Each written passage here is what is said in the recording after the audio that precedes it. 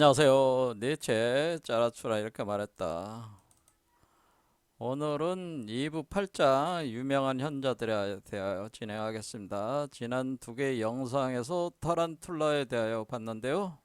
한 3분의 1 정도는 읽어보질 않았습니다. 근데 그 내용에서 특별하게 해석해야 할 그 상징 비유가 없기 때문에 여러분들이 그냥 읽어봐도 타란툴라에 대하여 제가 설명한 그 내용에 따라 비춰서 금방 이해할 수가 있기 때문에 바로 오늘은 2부 8장으로 들어가도록 하겠습니다.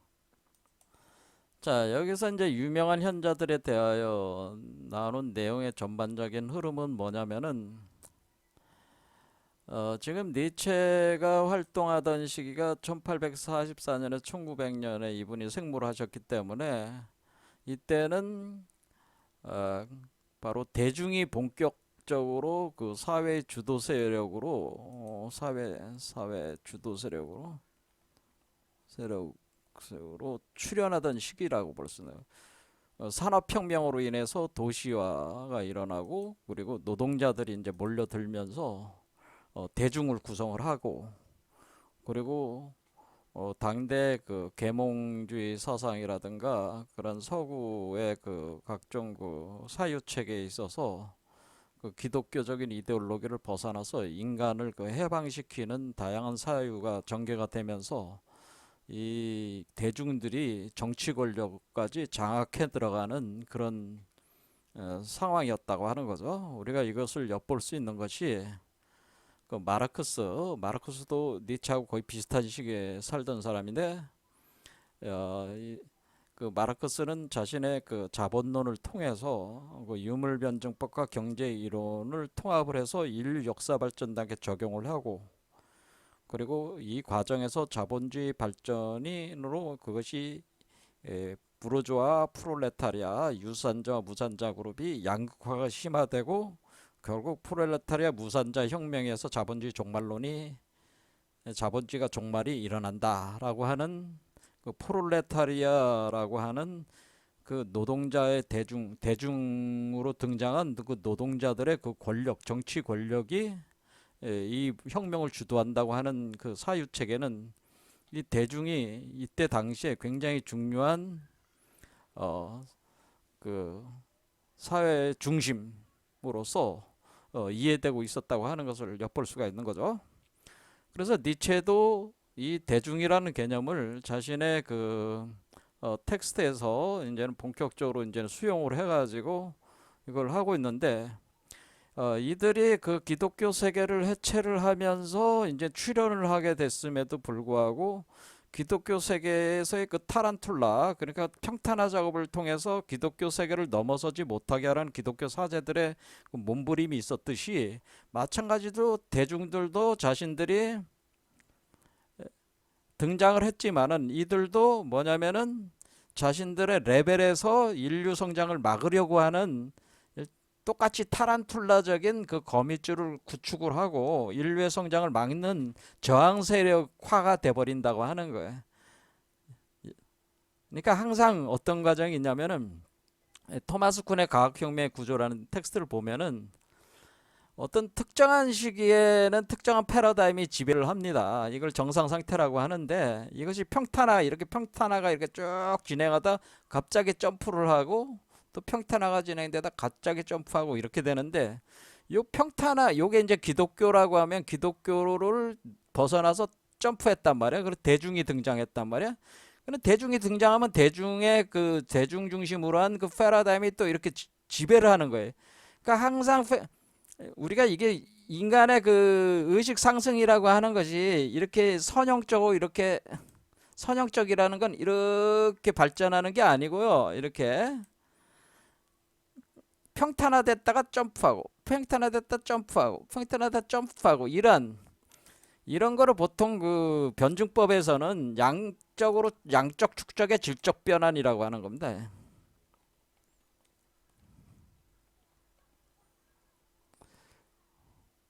이 패러다임 구조 자체가 양적 축적으로 진행되다 그러니까 우리가 이렇게 평탄화 과정에서 계속 양 변화를 일으킬 수 있는 어떤 양들이 보이지는 않지만 계속 축적돼 가다가 질적으로 점프한다는 거예요. 이와 같이 하지만 양적인 축적이 계속 진행될 동안은 특정한 패러다임이 평탄화로 이렇게 계속 지배하는 현상이 일어나는데, 지금 니체가 그 대중이라고 이렇게 끄집어내 가지고 할 때는 이때 당시, 지금은 또 역시 마찬가지지만 이 대중들이 이런 평탄화 패러다임의 주도 세력으로 등장을 하는 한 역사적 현실에 기초해 가지고 글을 쓰고 있다고 하는 거죠. 그래서 이 대중들이 이제는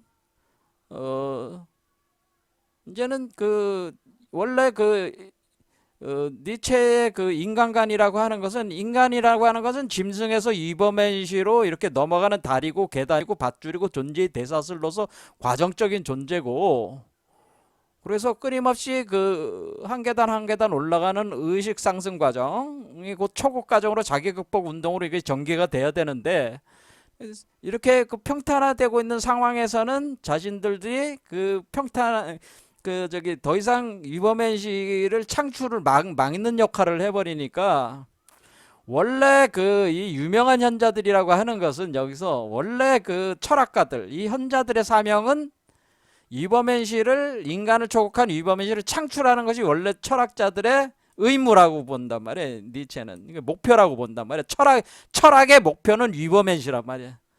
그런데 이 유명한 현자들이 대중들의 그 기호에 영합을 해가지고 대중들의 그 개가 돼버린다는 거예요. 노예가 되고 하인이 돼가지고 사냥개 역할을 하면서 오히려 이렇게 그 위버맨시 초인이 되고자 하는 사람들을 사냥하는, 그러면서 대중들이, 근데 유명한 현자들이 왜 그런 역할을 하냐면, 이 자들은 그 명성, 당대의 명성을 추구하기 때문에 그 명성은 어디서 획득되는 거예요?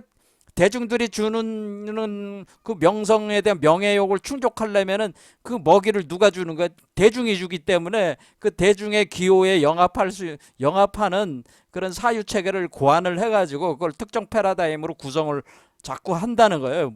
여기 틀을 못 넘어가게. 그러니까 여기서 유명한 현자들은 긍정적인 의미에서 현자가 아니고, 한마디로 명성을 추구하는, 여기서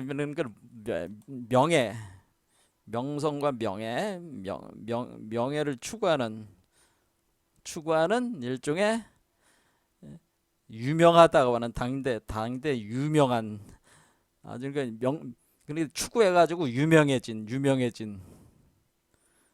지식인들이라고 봐야죠.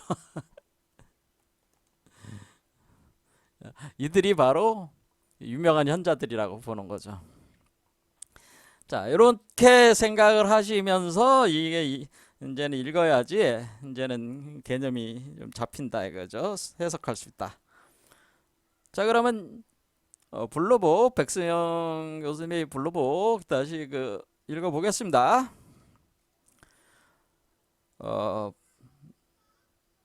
8장 유명한 현자들에 대하여. 그대 유명한 현자들이여, 그대들은 하나같이 대중과 대중의 미신을 섬겨왔다. 진리를 섬기지는 않았다. 바로 그 때문에 사람들이 그대들을 외경했던 것이다. 자, 유명한 현자들은 지금 대중들의 그 기호에 영합을 해가지고 그 사람들이 좋아할 만한 그 내용들로 패러다임을 구성을 해서 그 대중들을 섬기고 있으니까, 사실 이 자들은 원래 진리라고 하는 위버맨시 초인으로 추구하는 사람들이 구성해내는 그 진리의 내용성하고는 그것을 섬기지는 않게 되는 거죠. 그러니까 이 자들은 그런 대중들의 영합을 하니까 대중들은 바로 자신들을 섬기고 있기 때문에 이 사람들을 존경해주고, 존경을 해주는 거죠. 존경을 해주는 거예요. 그러니까 우리가 그 대중들이 이 유명한 현자들을 굉장히 뛰어난 자들로서 이렇게 존경해주고 외경하고 이런 식으로 대우를 해준다고 하는 거죠. 자신들의 기호에 영합하기 때문에. 이런 유명하다고 하는 현자들, 그대들의 불신도 대중에게 이르는 기지요 우애로라는 이유에서 용인되었다. 주인은 이렇게 자신의 노예들에게 방임을 허용하고 그들의 방종마저 즐기는 것이다. 그런데 이 유명한 현자들이라고 하는 것은 당대의 지식인들이기 때문에 우리가 이 지식인들이라고 하는 존재들은 비판 의식을 가지고 있어가지고 때때로는 그 대중들을 무는 개들인데, 대중의 개인데, 한마디로 길들여진 개들인데 개가 가끔 입질을 한다는 거예요. 입질. 가끔 입질을 하면서 개들이 주인에게 입질하면서 물기도 하는데 그 정도는 용납을 해준다는 거예요. 그리고 방종을 즐긴다 이거예요. 그 개들의.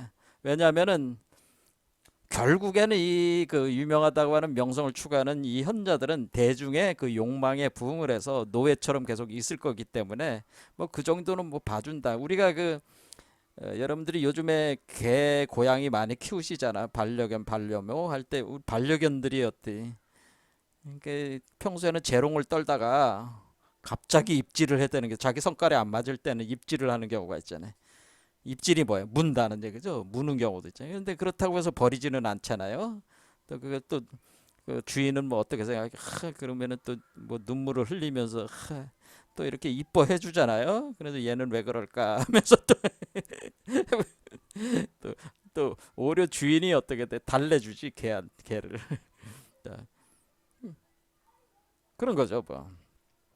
대중에게 미움받는 자는 개들에게 미움받는 늑대와 같다. 그런 자는 자유로운 정신이자 속박에적 충배하지 않는 자 숲속에 거처하는 자다.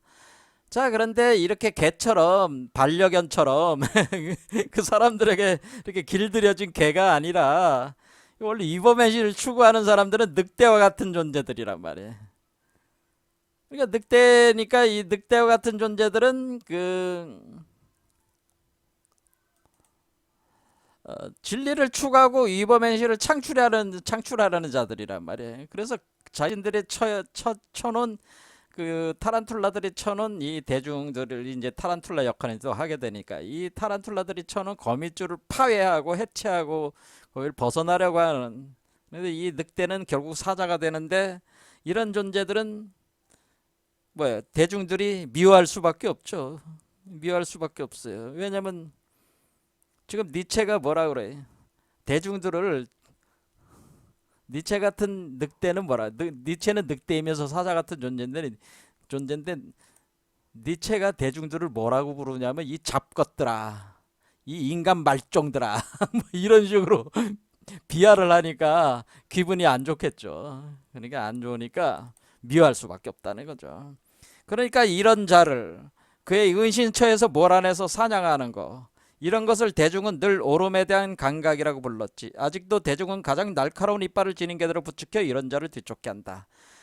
그러니까 이 그 늑대와 같은 존재들 위범에서 창출하려는 자들은 늑대들인데 이 늑대들을 길들여진 개들을 데리고 어떻게 숲으로 들어가서 사냥을 하는 거죠.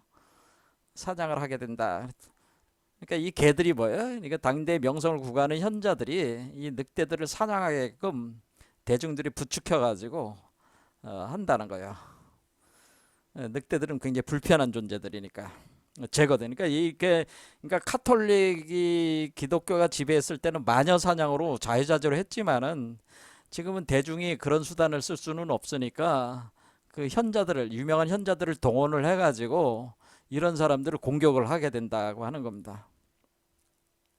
늑대나 사자 같은 자들을 공격을 하게 된다. 그래서 예로부터 이렇게 울려 퍼지고 있지. 진리가 여기 있기 때문이다. 대중이 거기 있으니 아직도 진리를 찾아 헤매는 자들에게 화 있을지어다. 그러니까 진리는 어디 있다는 거야. 대중들은 자신들이 진리를 파지 한마디로 자신들이 가지고 있다고 하는. 그러니까 대중들 우리한테 진리가 있는데 왜 진리가 우리한테 없다고 하면서 늑대들은 자꾸 우리를 공격을 하려고 하느냐. 우리가 바로 진리다. 우리가 지금 대다수 아니냐. 우리가 사회 주도 세력인데 진리가 여기 있지 않고 어디에 있단 얘기냐. 엉뚱한 것을 왜 자꾸 찾으려고 하는 거냐. 이런 거야. 그러니까 대중이 여기에 있으니까 진리는 여기에 있는 거요. 그런 거라는 거죠. 그러니까 진리를 추구한다는 늑대들은 걔는 화가 있을지어다 하면서 걔들을 보내가지고 사냥을 시킨다. 그대 유명한 현자들이여, 그대들은 대중을 공경하면서 대중의 존재를 정당하여 주려 했다. 그러면서 그것을 진리의지라고 불렀다. 그러니까 유명한 현자들은 바로 강아지들, 개들인데 길들여진 개들인데 대중들에게 알랑알랑거리면서 뭐예요? 대중들을 공경하는 거죠. 섬기는 거죠. 그리고 대중의 존재를 정당화해주고 그렇죠. 그들의 그 욕망을 정당해주고 그런 거라. 그러면서 그리고 그렇게 하는 것을 대중이 진리를 가지고 있으니까 그 진리 대중을 이렇게 해주는 것이 그것이 진리의 의지다 이런 식으로 불러온다는 거죠. 유명한 현자들이 자신들이 그렇게 부른다고 하는 얘기죠. 진리의 의지라고 불러온다. 게다가 그대들의 심장은 늘 그대들 자신에게 말해왔지. 나는 대중으로부터 왔다. 신의 음성도 저들로부터 내게 들려왔고. 그러니까 지금 대중이 바로 유명하다고 하는 현자들의 주인이니까 주인으로부터 왔다 그런 얘기죠. 대중으로부터 왔다. 자신은 신의 음성도 저들로부터 내게 들려왔고. 그러니까 대중이 바로 새로운 신이라는 거죠. 이 대중이 지금 우리가 기독교 카톨릭이 지배했을 때의 그 세계를 이제는 넘어서고 문명에서 이런 도시화가 되고 대중화가 되면서 이제는 기독교가 아니라 이 대중이 새로운 신으로 등장을 한다 했다는 의미이기도 하겠죠. 대중이 주인이자 새로운 신이다. 그러니까 이 신의 음성이 그래서 거기서 들려온다고 하는 거죠.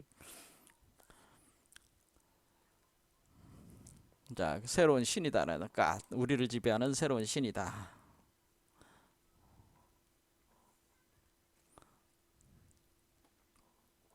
자, 그러나 여기서도 우리가 계속 타란툴레 대화뿐만 아니라 유명한 현자들에서 계속 얘기하는 건 뭐예요? 계속 어떤 레벨 수준에서 상승하지 않고 항상 한 계단 올라가면은 그 계단에서 또 계속 평탄화 작업이 진행되는 거야.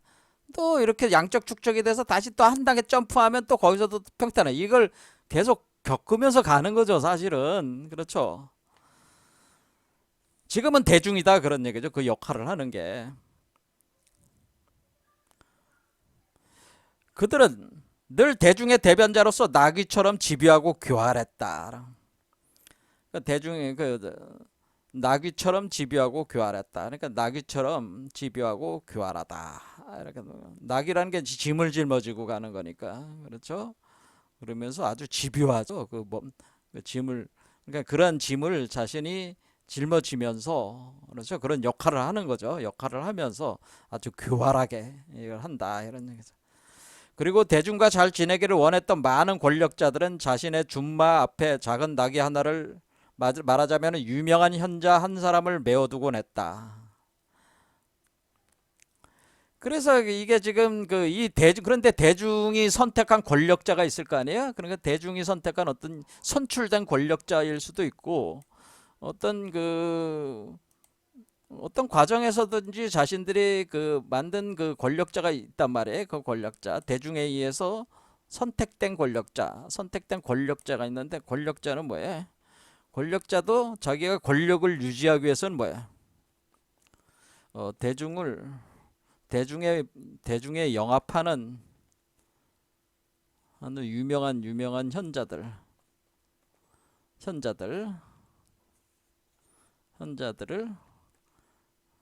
어떻게 유명한 현자들을 거기에다가 낙이 하나를 자기의 말 앞에 이렇게 낙이 하나를 메어놨다는 유명한 현자를 내세운다는 거죠. 현자를 내세운다.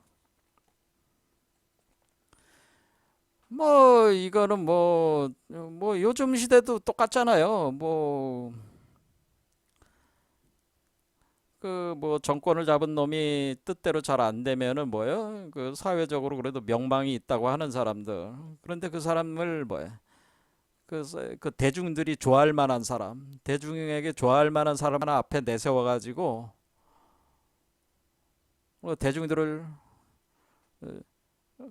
영합을 해가지고 좌지우지 하려는 어떤 정치적 의도하에서 이제 그런 경우 하는 게 많이 있잖아요. 오늘날도 그런 일이 비일비재하지 않습니까? 그렇잖아요.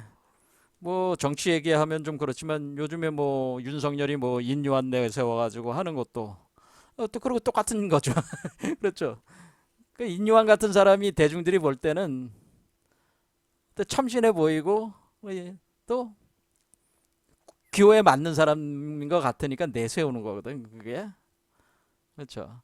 그래 내세워 가지고 컨트롤하는 거죠. 대중들을 컨트롤하는 거죠. 이런 식으로 권력은 그렇게 한다고 하는 겁니다.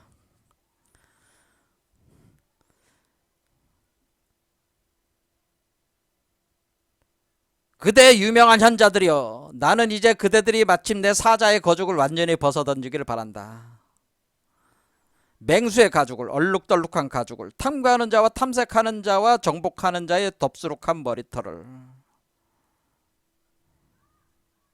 이건 뭐냐면은 그러니까 결국 이 유명한 현자들이라고 하는 자들도 겉으로는 어떤 사회 비판 의식도 있고 뭐 그렇게 있어가지고 한마디로 주인을 가끔씩 물기도 하고 이런 저항하기도 하고 하는 그런 것들 알랑거리면서도 그런 식으로 또 까칠스러운 면도 보이면서 한마디로 잘난 체하는 거죠. 잘난 체하는 놈들인데 이 잘난 체하는 놈들이 자기가 마치 그 잘난 체하는, 그러니까 자기도 비판 의식이 있고 자기도 이 세계를 뭔가 이렇게 개선하려는 의지도 있고 뭐 이런 거를 그 한마디로 깔짝깔짝대면서 이제는 이렇게 표출을 한단 말이에요. 그게 뭐야? 가끔씩은 늑대나 사자의 모습을 보인다는 거죠. 유명한 현자들은 가끔씩 늑대나 사자의 모습을 비춰준다는 거지. 왜? 나도 그 정도는 그런 거는 있다. 뭐 그런 거를 쇼하는 거죠, 쇼. 그렇게 해야지 또 봐주니까. 그래야지 이제는 자기 그 이렇게 비춰주면서 뭐해? 몸값을 올려야 될 거 아니야. 그래지 그런 사람이 그러면 이제 그 몸값이 올라간단 말이야. 그렇게 해야지. 그러니까 이런 위선이죠. 이거는 위선. 이런 위선적 행위.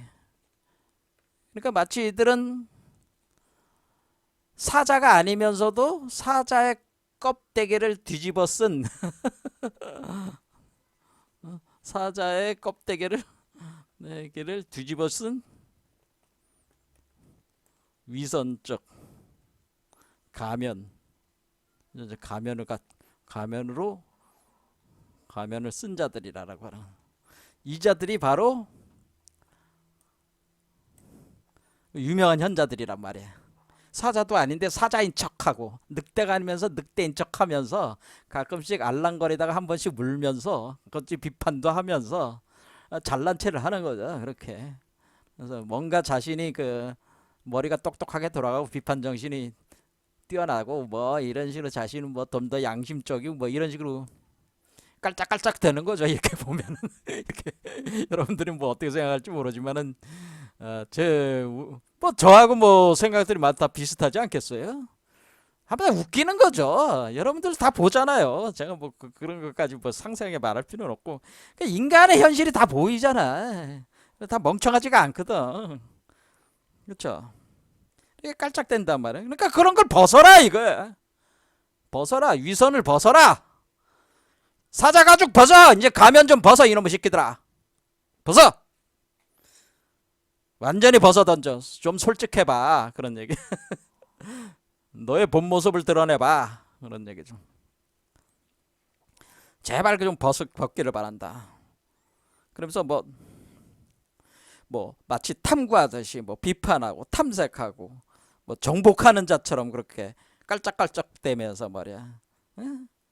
뭐 대단한 것 같이 그렇게 행세를 하는데 그 덥수룩한 그 머리털을 벗고 맹수의 가죽을 벗어 이제 좀. 너희들은 그런 존재가 아니잖아. 길들여진 개들이잖아. 근데 왜 사자 행세를 해? 뭐 그런 거야. 나로 하여금 그대들의 진실성을 믿게 하려면 그대들의 숭배하는 의지를 먼저 깨부숴야만 하리라. 그러니까 뭐 니들이 진짜 사자 가죽을 쓰고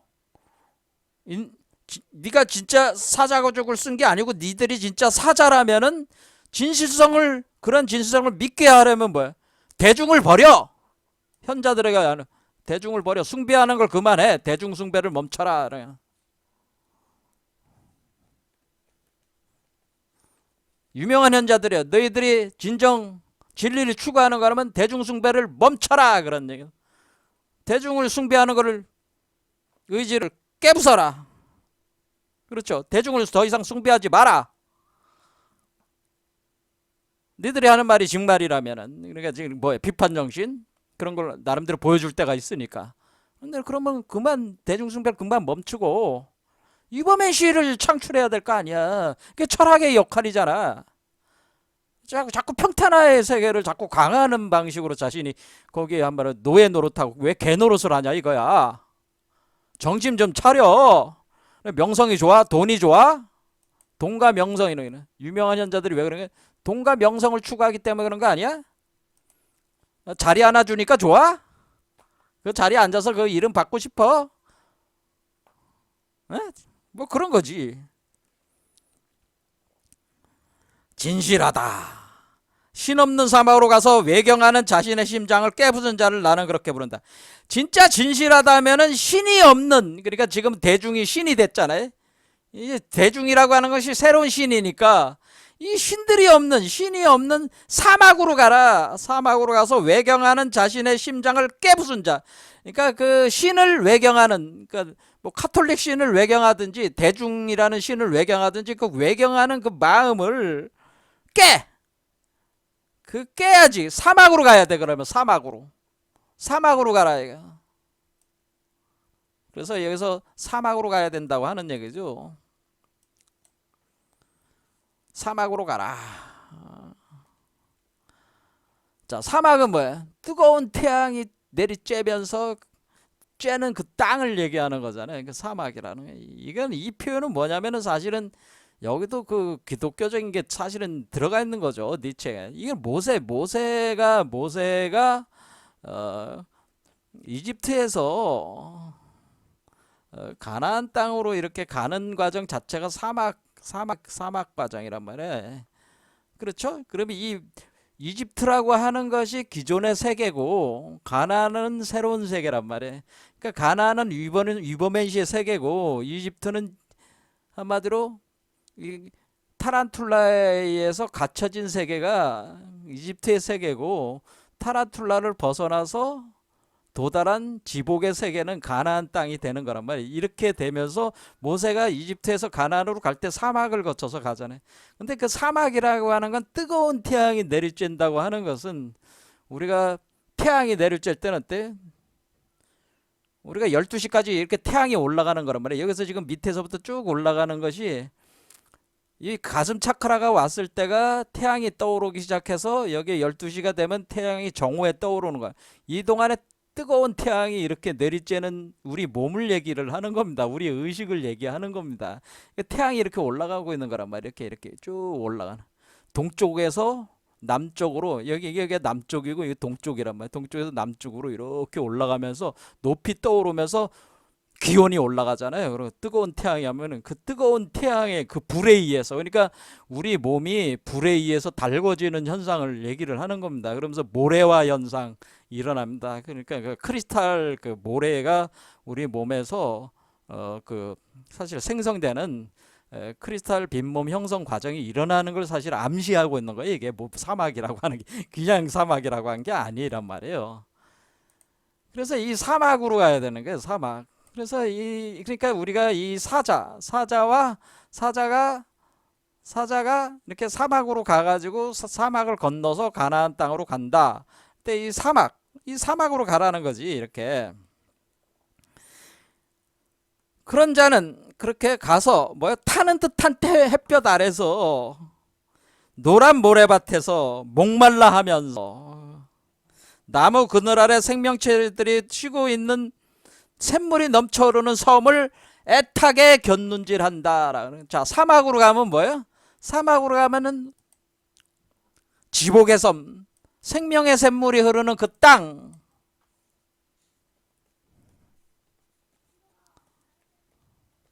그 지복의 섬 흐르는 생명의 샘물이 흐르는 그 지복의 샘의 갈망이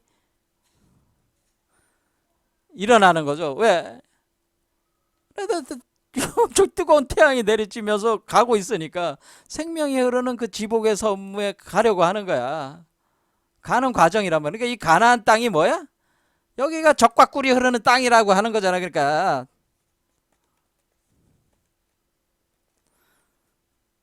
근데 이 적과 꿀이 흐르는, 그러니까 이게 다 뭐라는 게 상징이라는 얘기야.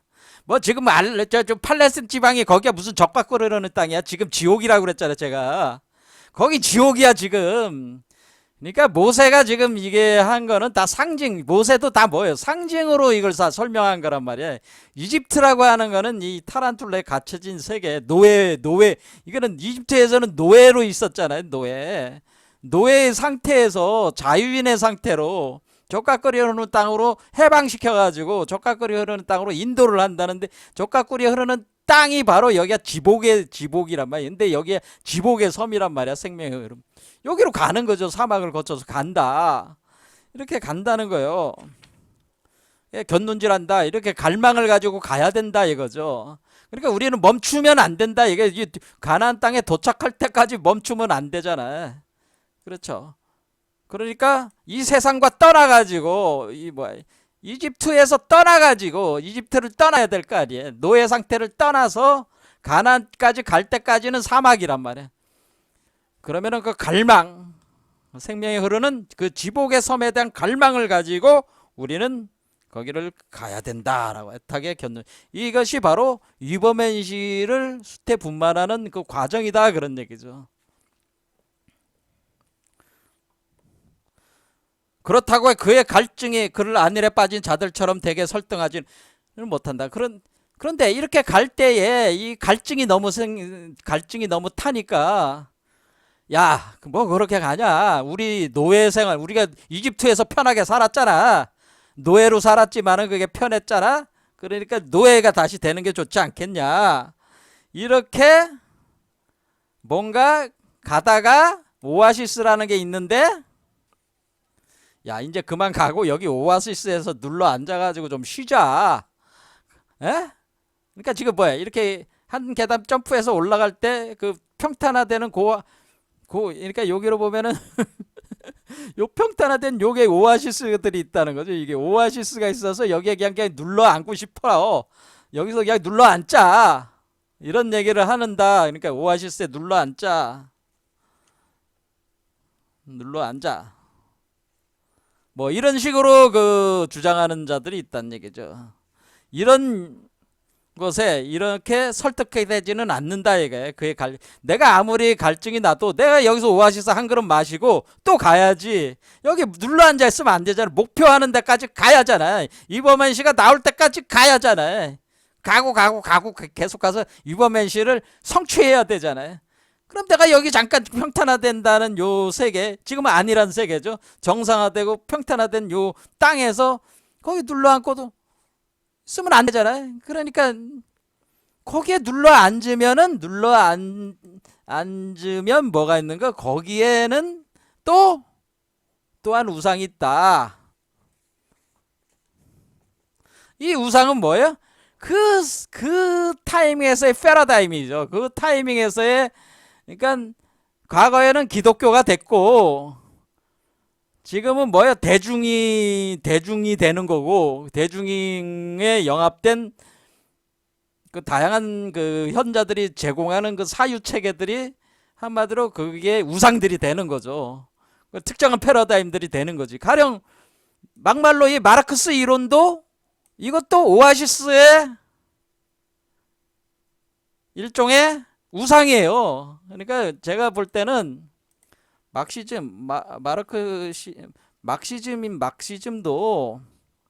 마르크스 사상은 뭐야?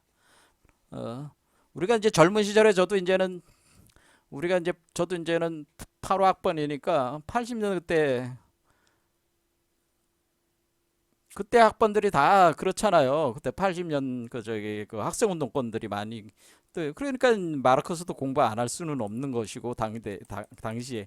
근데 이 마르크스 사상이라고 하는 것을 이렇게 공부를 하면은 허점이 많아요. 허점이 많은데 당대 그 젊은 층은 사회 이제 정치에 대한 어떤 그런 그런 거에 있어서 굉장히 그 정의감이 충만하다 보니까 그런 것들에 대해서 치밀하게 그 연구를 해서 그런 것들이 과연 우리 그 한국 사회라든가 인류 사회라든가 그런 걸 전면적으로 변화시킬 수 있는 그런 사유 체계가 될 수 있느냐, 이런 고민을 할 새가 없는 거지. 당대 그 80년대 학번들이 학생운동 세대가 뭐야? 학생운동 세대는 당장 그 겪고 있는 당대 학생운동 세력들이 뭐야? 당장 지금 노동자들이나 이런 우리 그 정치적인 그 우리 그 군사 정권이 들어서 가지고 이렇게 각종 탄압을 받고 있는 그 상황, 학생운동 그 상황에 긴박성이 있어 가지고 어떤 그 이런 것을 검토할 만한 그 시간적 여유가 없어. 그러니까 이런 것들이 이런 당장 뭔가 이 사회를 바꿔야 돼. 사회를 변혁해야 되는데 뭔가 이렇게 검토할 만한 시간이 너무 없는 거야. 왜 빨리 이게 그 군사 정권이 너무나 그 압제가 심하니까 이러다가는 뭐 답이 안 나올 것 같으니까 그 젊은 사람들에게 혈기죠. 그 정의감이죠. 그래 변혁해야 해. 그래 당장 써먹을 게 뭐해? 써먹을 수 있는 게 지금 마르크스 사상을 써먹을 수 있는 사유체계로서 마르크스 사상을 수용한 거예요.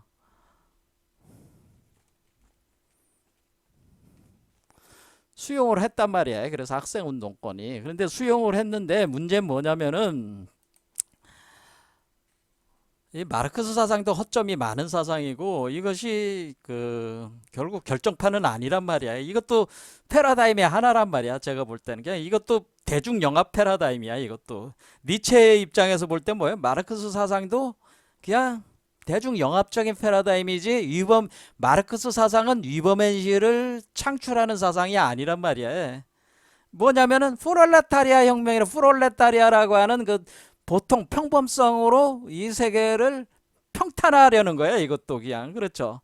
마르크스 입장으로 볼 땐 아니 그저 니체 입장으로 볼 땐 마르크스 사상은 프롤레타리아라고 하는 그 대중성, 이것도 대중이죠. 대중성으로 평탄화하는 이론이지 위버맨시를 창출하는 이론은 아니잖아요. 마찬가지로 제가 봤을 때도 마르크스는 이거는 인류를 위버맨시와 같은 존재로 만들 수 있는 이론이 아니었단 말이에요. 그래서 저는 마르크스를 이렇게 높게 평가하지는 않아요. 저는. 근데 이제는 높게 평가하는 사람들이 당시로서는 제가 이 학생운동하는 사람들이 왜 마르크스 이렇게 해서 하는 거냐면은 이 긴박성 때문에 그렇고 어떤 정의감 때문에 그렇기도 한데, 근데 여기서 한 발 잘못 나간 게 뭐예요? 김일성 주체 사상을 수용하는 실수를 저질렀다는 거예요. 저는 제가 볼 때는 우리 학생운동권이 김일성 주체 사상을 수용하는 엄청난 실수를 저질렀어요. 이거는 굉장히 엄청난 실수라고 봅니다. 우리가 마르크스 사상까지는 수용할 수는 있어요. 서구 사상 중에서. 그래서 그것을 우리 상황에 맞게 우리가 틀을 잡아서 하는 게 나았을 수 있죠. 그런데 우리가 북한에 있는 분명히 그 전쟁을 일으켜가지고 많은 사람들이 그 고통을 당하는 거는 사실이잖아요. 현실적 사실이잖아요. 그러니까 전두환도 나쁜 놈이지만은 김일성도 나쁜 놈이잖아요. 똑같다고 봐요. 더 나쁜 놈은 사실 김일성이라고. 사실 머리에다 오늘날 그 김일성과 김정일과 김정은이라고 하는 3대 세습 체제가 어떻게 이것이 가능하겠습니까? 말이 안 되는 얘기잖아요. 솔직한 얘기로 정말 말이 안 되는 거 아니에요? 말이 돼요? 그런데 이와 같은 김일성 일가의 그 사유 체계, 그건 뭐예요? 마르크스 사상을 한마디로 변형시킨 거예요. 김일성 주체사. 변형시켜가지고 요 해놓은 요거를 가져다가 주도적으로 썼다는 거지. 우리가 학생운동하는 사람들이 자신의 세계 해석을 하는데 수용해서 세계를 해석하고 이 세계와 현상을 해석해서 자신들의 어떤 활동의 지침으로 이걸 사용을 하는 엄청난 실수를 저지른 겁니다. 제가 볼 때는 엄청난 실수였다고 봅니다. 이거는 올바른 방향은 아니었다고 봅니다. 그래서 우리가 이런 김일성 주체 사상을 수용한 파를 NL파라고 보통 하는 거예요. 민족 해방론자들이라고 하는 거고, 그냥 마르크스 사상 정도로만 이렇게 수용해서 했던 사람들은 PD파란 거죠. 민중민주주의자들은 민중민주주의사잖아. 그래서 이게 이제 NLP가 PD파를 다 통합을 해가지고 NLPDAR이라고, 이걸 뭐라 그래요? 민족해방, 민중 민주주의 혁명론이라고 하는 겁니다. 그런데 이 민족해방, 민중민주주의 혁명론의 핵심이 김일성 주체 사상이었단 말이에요. 그러니까 이것은 굉장히 뼈아픈 하나의 뼈아프다. 저는 이런 부분에서 굉장히 그 깊은 실망감을, 사실 이거는 우리가 추구할 만한 사상이 아닌데 이거 잘못했다. 전 그렇게 보는 입장입니다. 자, 그래서 사실은 북한의 우리 김일성 일가의 3대 세습 체제는 그것은 극악이야, 극악. 사실 제거돼야 돼. 그 북한 사람들이 얼마나 고통을 받는데, 그 국민들 생각한, 오죽하면 그 나라를 탈출해 가지고 탈출하려는 사람이 그렇게 많고 탈출한 사람들이 그렇게 많겠어요?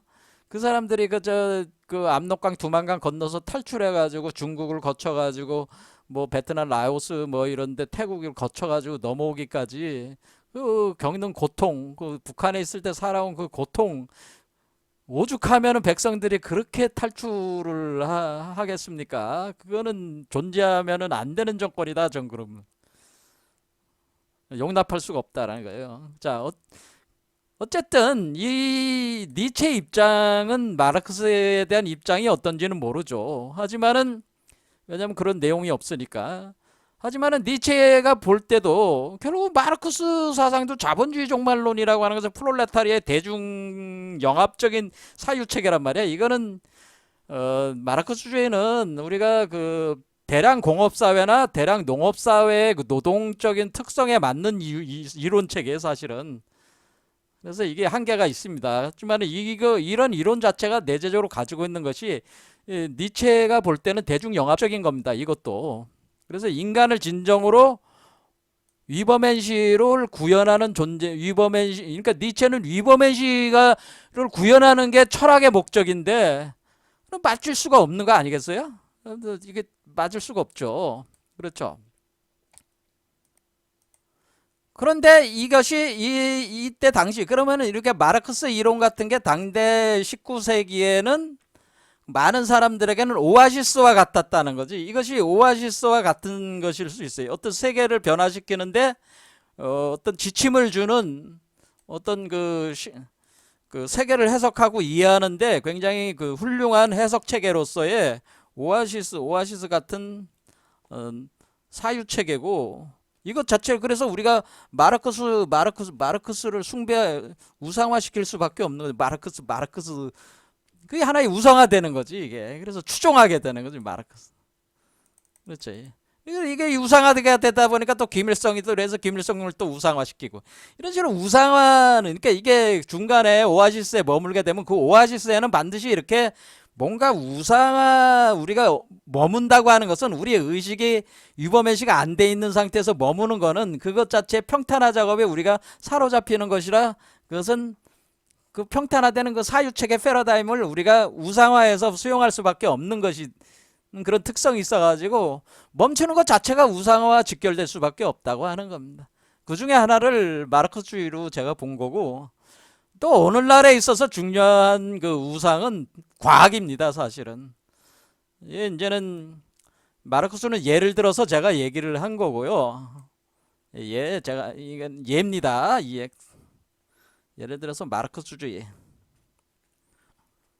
주의를 제가 예를 들어서, 이걸 예를 들어서 우리가 사회주의, 우리가 혁명, 이것도 혁명 이론이잖아요. 인류를 개변하는 이 인류가 혁명이 일어나는 과정을, 근데 사실 불완전한 이론이긴 하지, 마르크스 이론인데 그거를 나름대로 뭐냐면 이렇게 감정을 섞지 않고 철저하게 그 변증법과 경제 이론을 결합을 해서 이것을 역사에 적용을 해서 해놨다는 건 엄청난 사유력이 없으면 이거 할 수가 없는 거거든.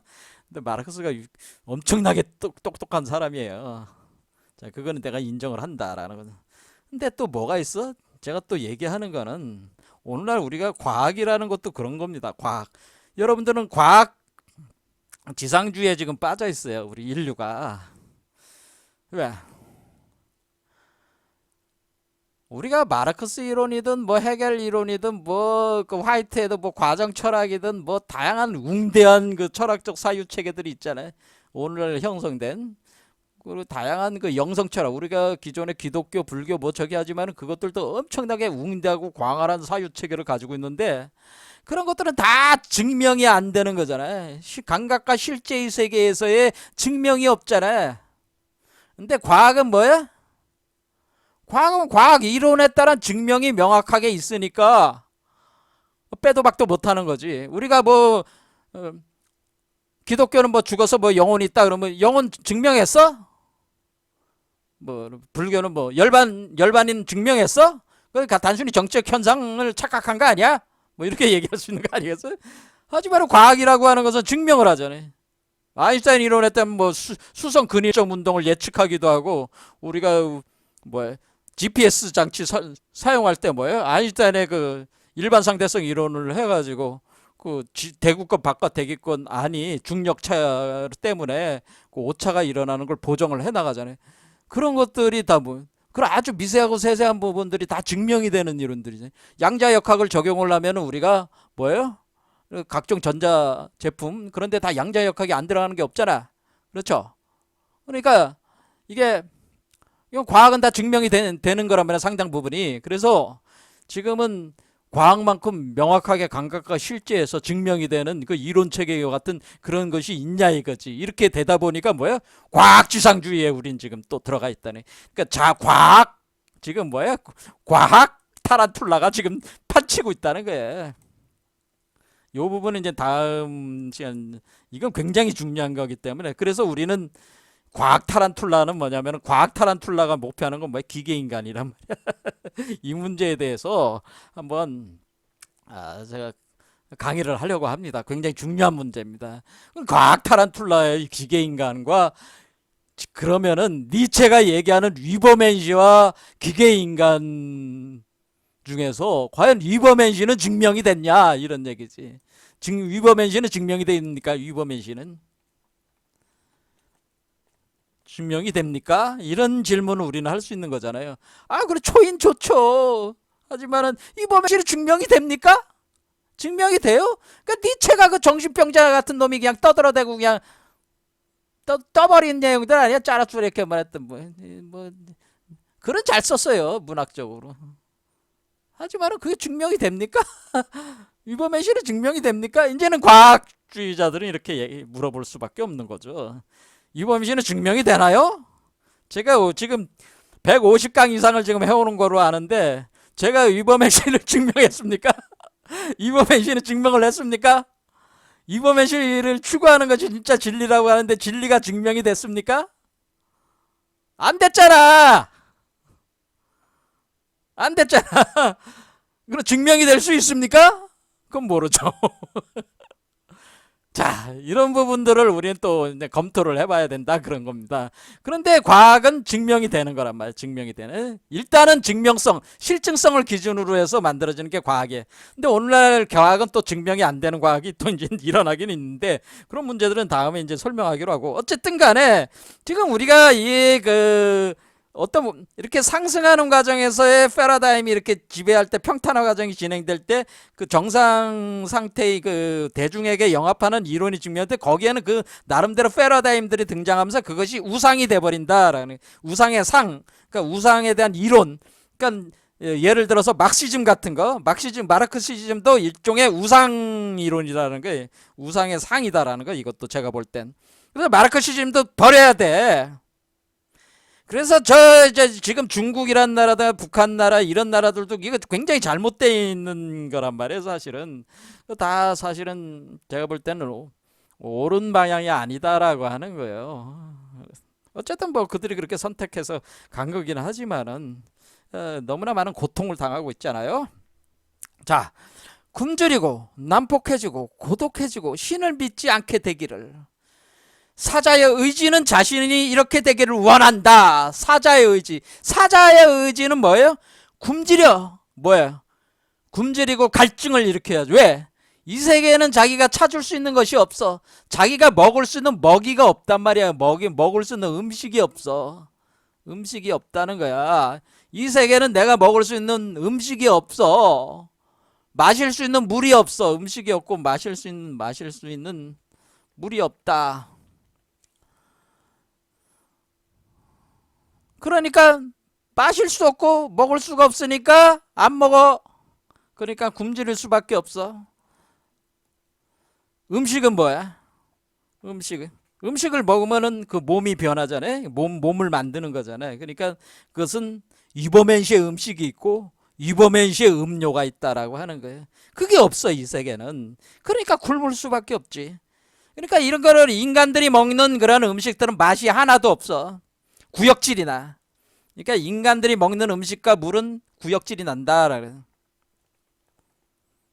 이 대중들이 한마디로 대중들이 먹는 음식과 물은 구역질이 난다. 구역질이 나니까 안 먹어.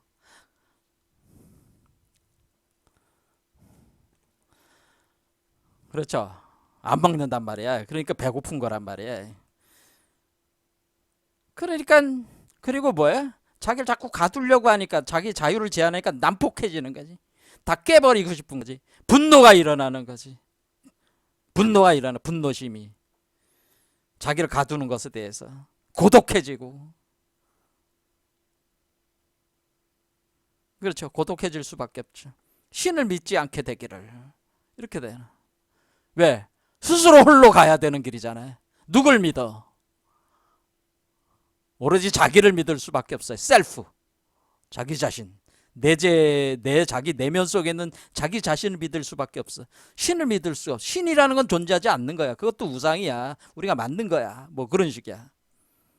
사자의 의지는 이렇다. 그러니까 사자의 목숨은 지금 니체가 얘기하는 거는 낙타에서 사자에서 어린아이로 이렇게 진행이 된다. 이 과정이.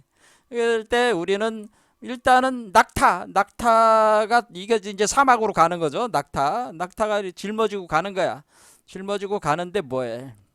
사실은 이 낙타는 어쨌든 낙타 단계 지금 시간이 없으니까 낙타, 사자, 어린아이 이렇게 3단계로 가는 과정에서 이 사자 단계라고 하는 것은 뭐예요? 사자 단계라고 하는 것은 파괴하는 거예요. 파괴하는 힘, 지혜를 통해서 지혜가 상당히 높아지잖아요. 지혜가 상당히 높아지면 이 세계의 허구성을 보게 되는 거잖아요. 이 허구성, 이 지혜를 통해서 그 세계의 상태를 파악한 뒤에 뭐야? 이 세계의 상태가 파괴를 해버리는 거. 파괴. 상태를 파악하고 파괴를 하는 지혜성을 갖는. 그러니까 내가 여태껏 감옥 속에서 타란툴라에 갇혀가지고 내가 거미줄에 갇혀서 살아왔구나. 이걸 깨닫는 거야. 그러면 사자 같은 존재는 뭐야? 이 지혜를 먼저 가져야죠. 그리고 거미줄을 찢어버려야 돼. 파괴를 시키다. 파괴하는 용기. 근데 이것은 자기가 기존에 살아왔던 세계에 대한 오류성, 문제성을 파악을 하지만은 그걸 감히 파괴할 만한 용기가 있는 사람이 많지 않다. 하지만은 이 사자와 같은 존재는 이것을 파괴한다라고 하는, 사자와 같은 그런 용기를 가지라는 거죠. 죽어도 좋아. 그런 거죠. 나는 여기서 죽어도 좋다. 이 세계를 파괴를 해야 되겠다. 내가 살아온 세계를 벗어나야 되겠다. 과감하게. 내가 죽어도 돼. 왜 이게 뭐야? 내가 아침에 도를 들으면 저녁에 죽어도 좋다는 거야. 저녁에 죽어도 좋다. 난 죽어도 괜찮아. 나 자신을 죽는 것이 나 자신을 파괴하는 거라면은 죽겠다라는 거야. 죽어. 여기에 벼랑에다가 몸을 던져서 죽어. 그럼 세계를 버리고 떠날 수 있는 용기. 이게 파괴할 수 있는 용기. 이게 그렇게 한 뒤에 다시 새로운 세계를 창조할 수 있는 힘. 그건 어린아이라는 세계를 새로운 이버맨시 세계를 창조하는 힘. 이것이 어린아이 상태라고 하는 겁니다. 자, 이렇게 하니까 지금은 사자 상태죠. 사자.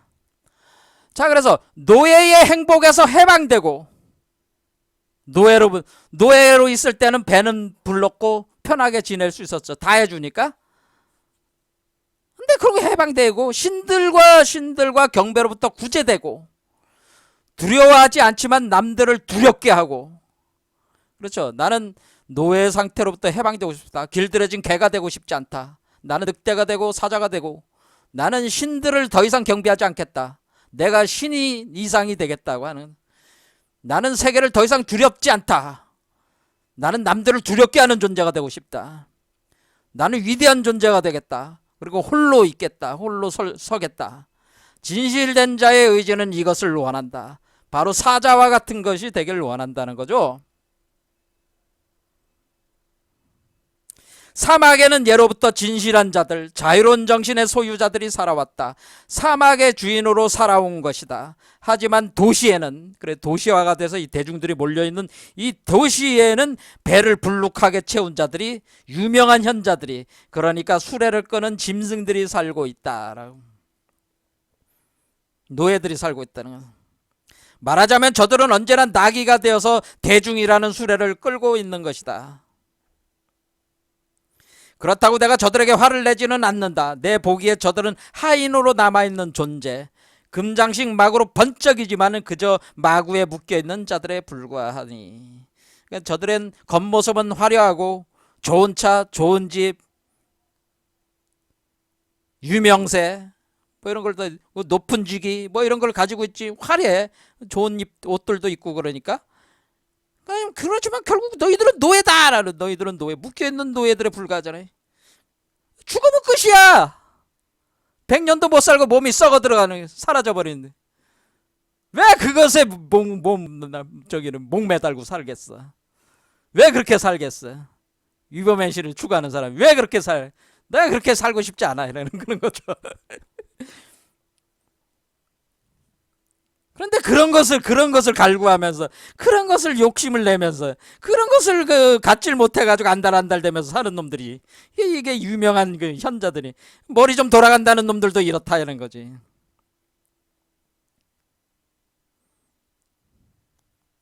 저들은 종종 뛰어난 하인, 칭찬할 만한 하인이다. 저들의 덕이 이렇게 말하기 때문이다. 내가 하인이어야 한다면 너의 섬김을 최고로 활용할 자를 찾아라. 그러니까 자, 현자들은 뭐예요? 자신의 재능, 자신의 그 지적, 그렇죠? 그런 재능을 사용해 줄 주인을 찾는 게 현자들의 그런 거죠. 목표죠. 그렇잖아요. 그래 예전부터 이런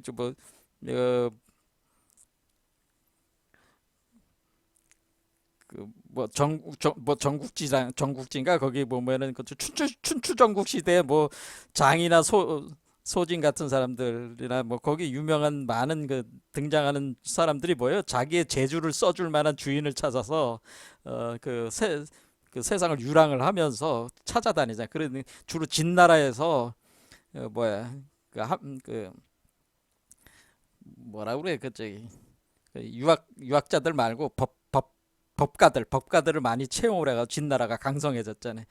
그게 그 법가들의 대다수가 그 진나라 출신들이 아니고 다른 나라 출신들로 이렇게 자기 재주를 펼치기 위해서 진나라로 온 거거든요. 그런 식으로 뭔가 자기가 그 재능이 있으니까 그 재능을 섬겨 가지고 자기가 뭔가 그 뜻을 이뤄보고 싶은 주인을 찾아다닌다 이거죠.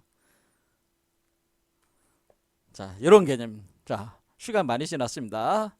오늘 여기까지 하도록 하겠습니다. 감사합니다.